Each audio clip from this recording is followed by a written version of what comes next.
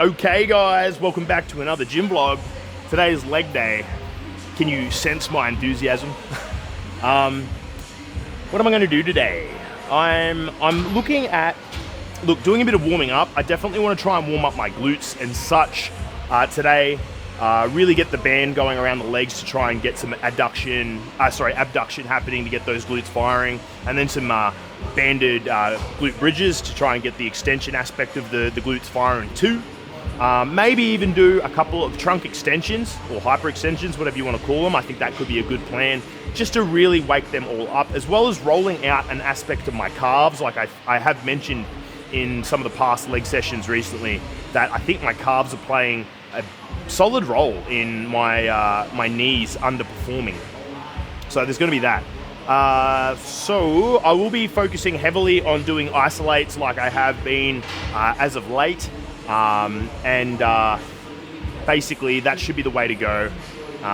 But yeah, I definitely need to do some glute-based stuff, because last time I did isolates, which actually was really good, I actually felt like that was a pretty fruitful session.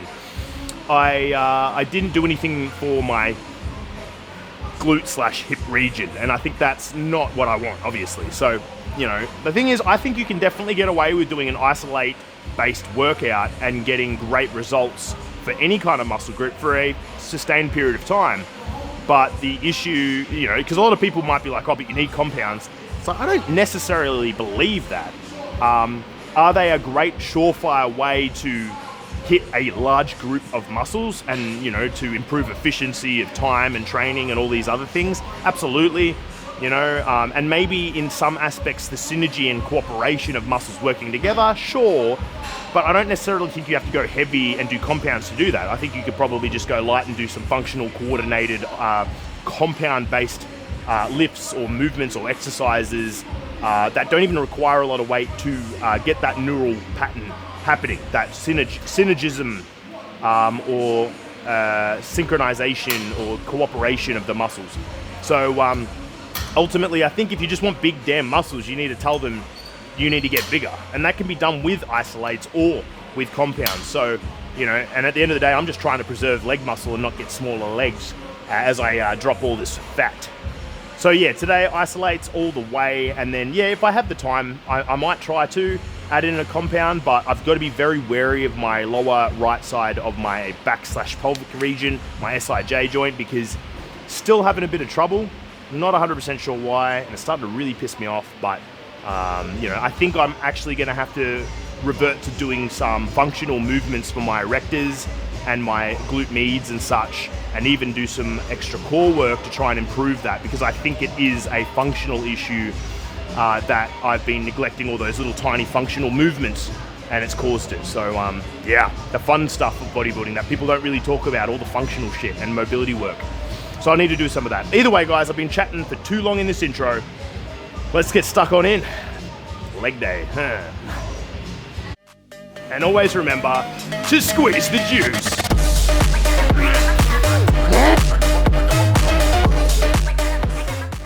Okay, so we're starting on the laying hamstring curl. So this one, just trying to get some activation. Probably just going to start with one leg at a time on the 15 kilos and just go from there.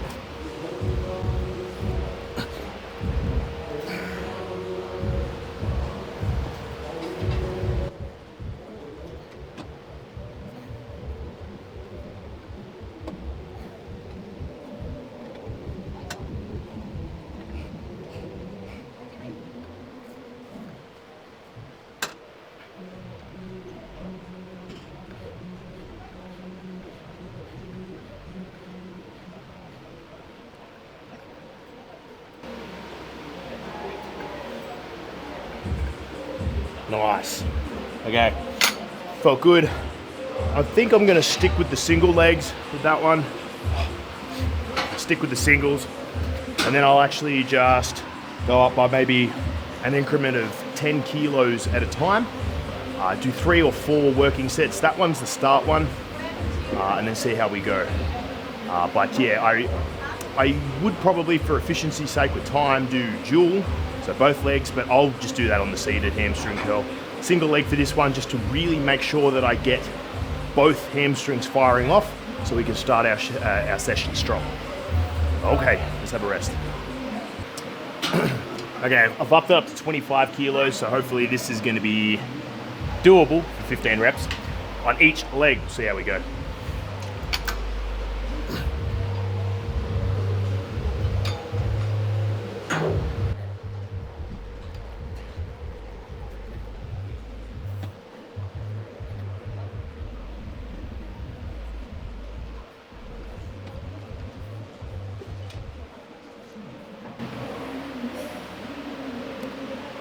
Whew. Okay, that felt pretty good.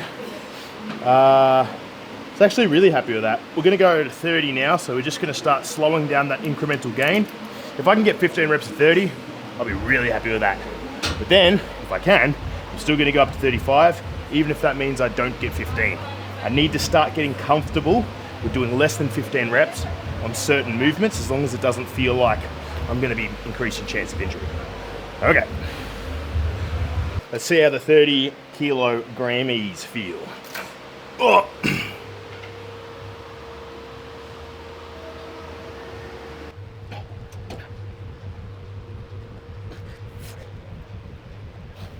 I've lost count, damn it.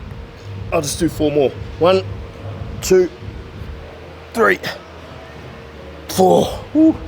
Okay.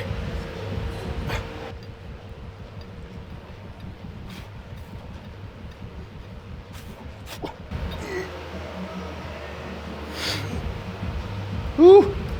Oh boy. Yeah, it's a bit heavier, isn't it? I was hitting close to limiter. Okay. Oh, come here. A little higher. So, I got one more set of this. It's feeling pretty good. The big key thing to take away from the laying hamstring curl, for me at least, and I believe everyone should be doing it, is to make sure that you engage your glutes properly. I've said it in other sessions, in other videos, but you really need to make sure, dual-legged or single-legged, it doesn't matter. You really need to squeeze the glute and really try to get that contraction in the tie-in of where the hamstring joins just under the glute. And really make sure that that's firing off, because if you don't, I feel like you're really missing out on getting a full, solid contraction of the hamstring.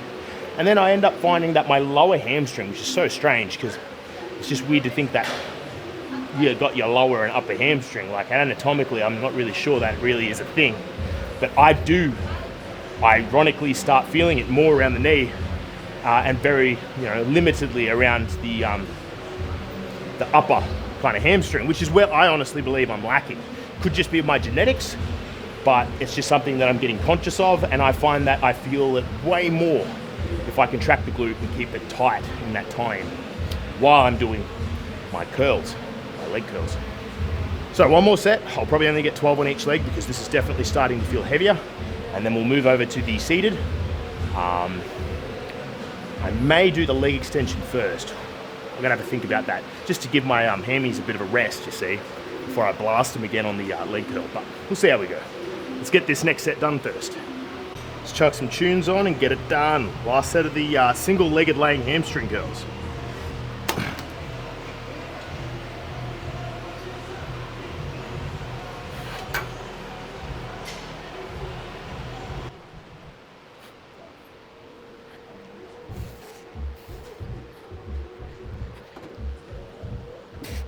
Oh, yeah.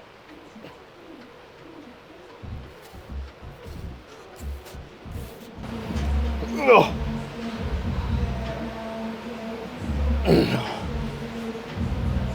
Oh, God.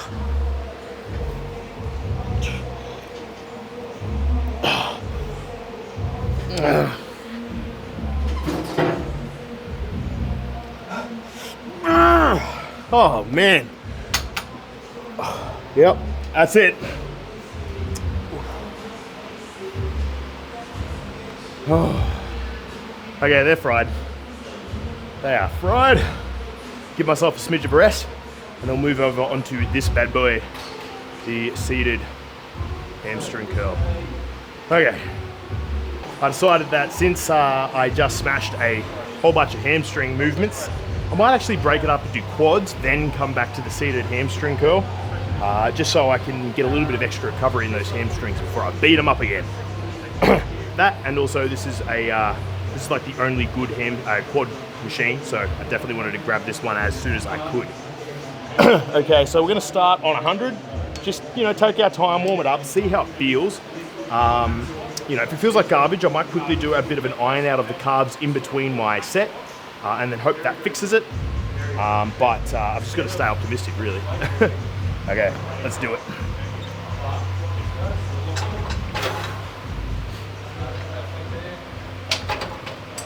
Okay, here we go. No. Make sure it's on 1. I always want to see that if you're going to be doing this machine, or any kind of quad extension machine, you really should be putting the leg thing that goes around your ankles at the biggest range of motion to really stretch out your quads, you know, and this is 1 on here. And the thing is, you know, I see people sometimes on far less, and look, if you've got injuries or like seriously good reasons not to, then don't, obviously. Don't hurt yourself to get the progress. But if you've got perfectly healthy legs and knees and you're not pushing the stretch just because it's slightly uncomfortable, leaving gains on the table. Okay, here we go. So just 100 kilos, 100 on the stack now, and we'll just go from there. Just nice and controlled to wake everything up.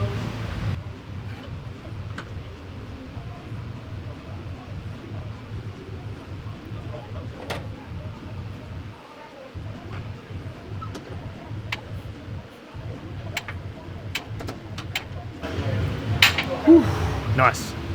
Not too bad. Actually felt fine. I don't know if it's firing off the exact way I'd like it to, but it's not hurting at the knee, which is a big bonus. So we'll see how we go. I'm going to up it to 140, and hopefully it stays. Pretty happy with that. Okay, just in case, I decided to roll out the lower portion of the calf muscle, so I guess the soleus bands, and also just around that Achilles tendon. I found that when I did that last time, it did wonders for how my knee was firing off, and it allowed my quad heads, my vastus heads, all 3 of them to fire off. All 3 being the ones near my knees, not the intermedialis up the top here. Sorry, rectus femoris up here. So my VMO, my lateralis, and intermedialis, they're all firing off a lot better when I do this. So I've probably just got some restriction happening from the calf, and it's causing a little bit of inability to get full extension, which can happen not just for the knee, but for plenty of other muscle groups. So do keep in mind, you may not be able to get full muscular activation in a certain muscle or muscle group because the opposite muscle or something somewhere is stopping it, and it's inhibiting it. Okay, let's get this set done. 140, pop it down to 1 so we get great range of motion, and away we go. Here we go. Get a bit of a flex in there to make sure it's happening. Yep.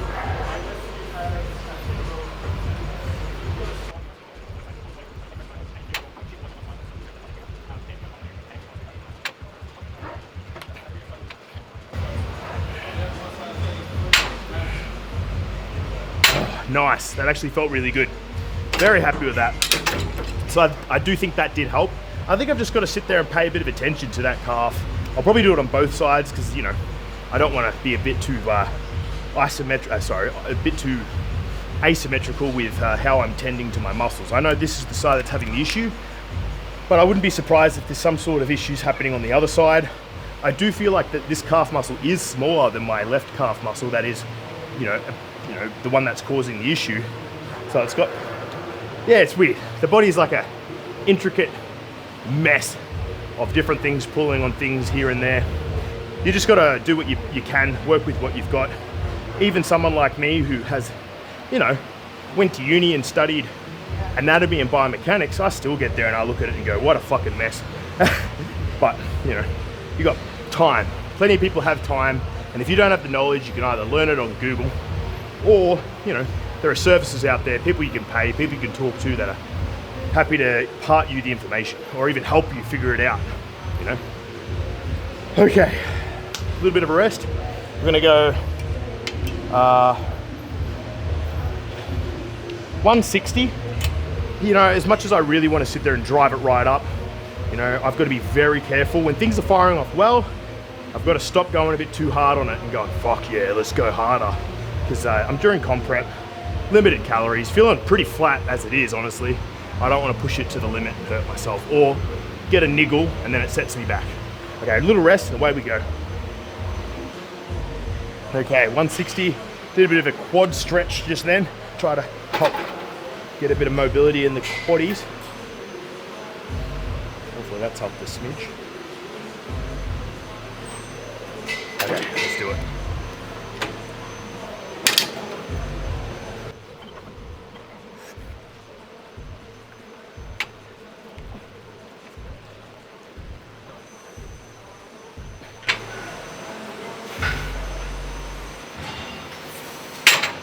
Nice. That actually definitely helped. That felt awesome. Okay. Let's up it, 180. Let's go. You know, I'm feeling pretty good with this today. I think I need to push it today. So I'm just gonna go up a plate at a time, but I'm just gonna keep on doing working sets until I feel like, yeah, that's it. So yeah, very big isolate day is on the cards today. Ah, boy. Okay, I just did 180 for 15 and it felt great. And then I hit end recording and it started recording, which yeah, so. Yep, you guys know I did it. I'm gonna go up to 200 now because it felt good and we'll just keep on keeping on. Far out, it pisses me off. I swear I hit record. Oh well. 200, whatever that is, 200 pounds, I assume, on the stack. Oh, let's get it done. I'm gonna put on some, where is it? Neon Tide by Boy What. That gets me going. Where is it? Oh man, there it is. Okay, here we go.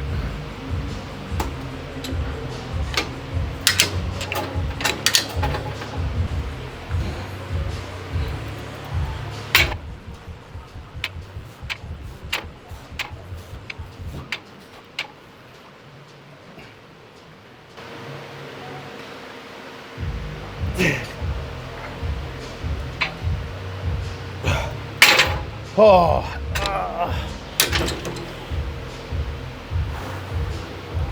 okay, whoa. Yeah, only like 12 and a half, 13-ish. Oh, yeah, I definitely felt that. Felt really good. Definitely felt it in the muscles.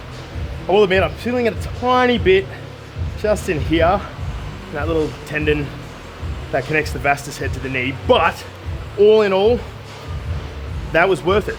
Pretty happy with that. Okay, let's have a rest. I'll consider doing one more set, maybe. Otherwise, seated hamstring curls. Okay. Oh, okay, I decided because I need to conserve my time and not be here too long, I'll leave the leg extensions at that. It's actually pretty cool. It was the first time I started seeing a leg vein in the quad heads on my left leg. That is actually really exciting to start seeing. That means both the cut and also blood flow are working properly. You know, the cut's working, I'm losing the fat so the veins can come up. But the fact that I'm getting veins in my VMO on my weaker leg shows that there is some blood flow going in there, which means activation and contraction. So very good sign, very happy. Happy boy. Okay.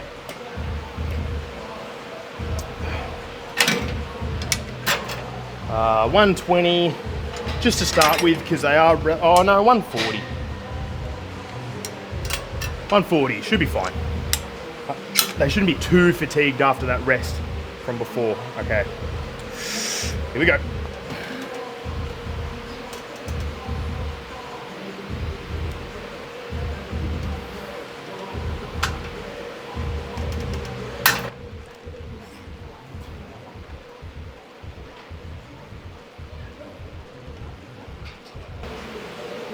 Ooh, nice.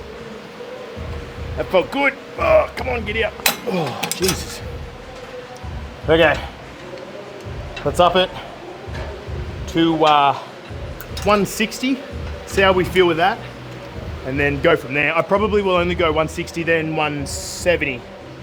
and then maybe 180. See how we go. Oh, okay, so in between this set and last set, I decided to add in some wide stance goblet sumo squats.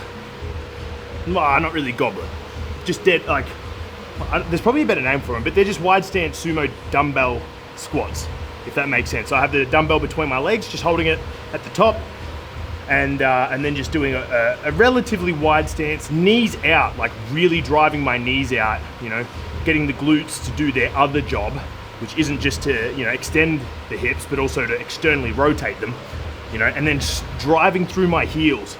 Okay, then that's a big one because I really want my glutes to turn on. I don't want to just kick out and get my quads to do everything. I want them to work in unison. This is what I was talking about at the start of the session, where you can do an exercise that isn't necessarily going to smash you, but everything has to work in synchronization, and then you just keep it going for great reps to create neural pattern memory retainment, and then you burn out doing that. So you're still going to get some some progression and adaptation out of it, but you're also getting a bit of a coordination aspect for your muscles to fire off. Plus, I'm hitting my glutes a bit, you know, a muscle that I'm not really hitting in these heavier exercises. Okay, either way, let's smash out this set.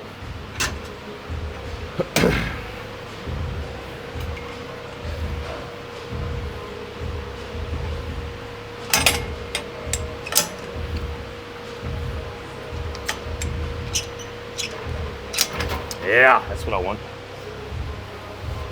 Yeah, here we go. Weirdly tight on the outside hamstring of my right leg, but it should be fine. Just got to keep an eye on it. An internal eye.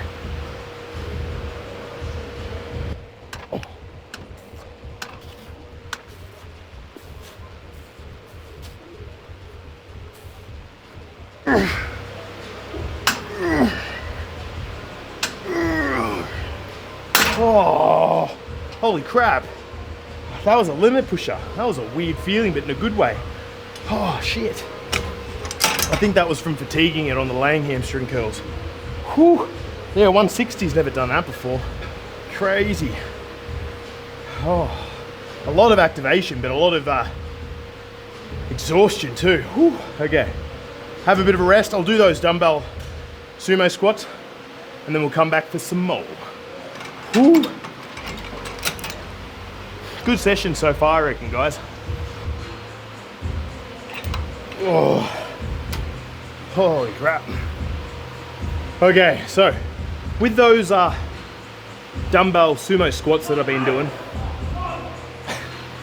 some young lads revving each other up for bench press, I think. Good on them. You know, that's the best thing about silverbacks, is that you know, the feeling of community here is pretty phenomenal. Like, yeah, I've seen it at other gyms, but I don't know. There is something special here. I do feel that. Anyway, you know, that's the thing about the dumbbell sumo squats, is that it's really hard to pick the weight in a weird way. Because I believe if you do the right technique, you should be feeling it should highlight weaknesses within the chain of joints that go from knee to hip. And some muscles that may be lagging. Like, I was doing it just with body weight before I did the dumbbells, and I was noticing that my left glute, so that tie-in, or the base of my left glute was just not firing off. It was weird. That's what made me go, you know what, I think I should be doing more of this. I have a weakness that this is highlighting. That means I should be safely adding some weight and turning it into an exercise to strengthen said weakness. So, you know, that's pretty much how training works in a nutshell. You know, figure out a movement that makes you feel weak, that isn't, you know, fucking up your joints, which nothing was. Obviously everything was stacked appropriately. You know, the spine was straight, so on and so forth, but it highlighted a weakness. That means I should do more of it. Okay, so yeah, what I'm trying to say there is I did 27.5, too light, did 40 kilos, too light. I think I need to start punching up actually quite heavy. So like 70 plus kilos, maybe even fuck with the 100 kilo dumbbell. I don't know, but we'll see how we go. I'm gonna do this set and we'll go from there. Oh, okay. So still 160 because that last set was pretty awesome, and just try to execute it the same as I did before. Okay.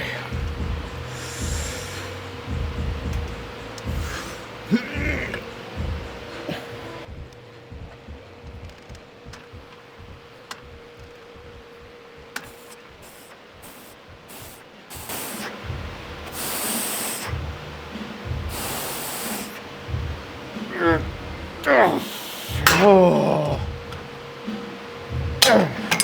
Holy crap. Okay. That's that set done.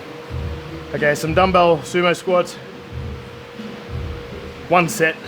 I think this is gonna be the last set of this one. My legs are definitely feeling spent, and then we'll be done. I might actually quickly grab the camera and quickly show you what I mean by the dumbbell sumo squat.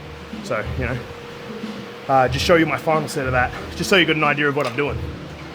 Okay, let's go. Okay, so I got the 100 kilo dumbbell here because I said the 27.5 was way too light. The 40 kilo was way too light. So we've a little bit more than doubled it. So hopefully this is going to be plenty of weight. We've also got the 25 kilo plates here, the reds, so I can actually get a bit of extra height, so I can get a bit deeper. Because that's the thing too, is that, you know, there's range of motion still king, in my opinion, when it comes to a lot of movements in exercise. So, you know, I really want to make sure that I'm still getting some great depth with this. So the key here, again, is to drive down through my heels and really squeeze my glutes and the back of my hamstrings together to launch myself up, and then obviously use the quads as a strength stabilizer at the same time. So ultimately it's a really good coordinative synchronization based exercise for the leg muscles. So we'll see how we go. Hopefully this doesn't rip my groin in half. We'll see how we go. Okay.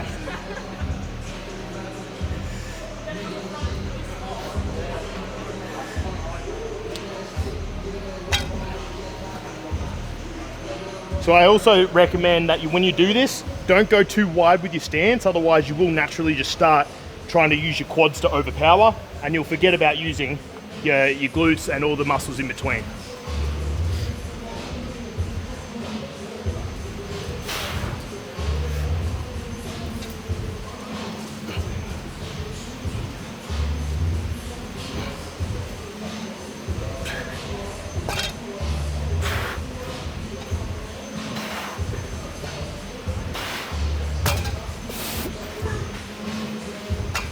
Oh, whew. Yeah, I'll do it. So yeah, that definitely was a much better weight. I reckon I could have got more, but when you actually, I don't know if it's this dumbbell specific, but when I tap it on the ground, holy crap, it shoots like a jarring shockwave into my fingers. It actually makes it harder to hold. But all in all, not bad.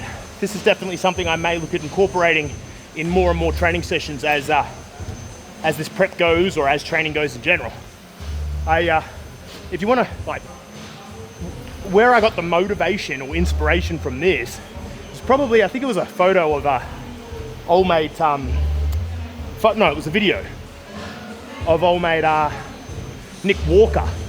Yeah, I saw him doing this and I thought, you know what?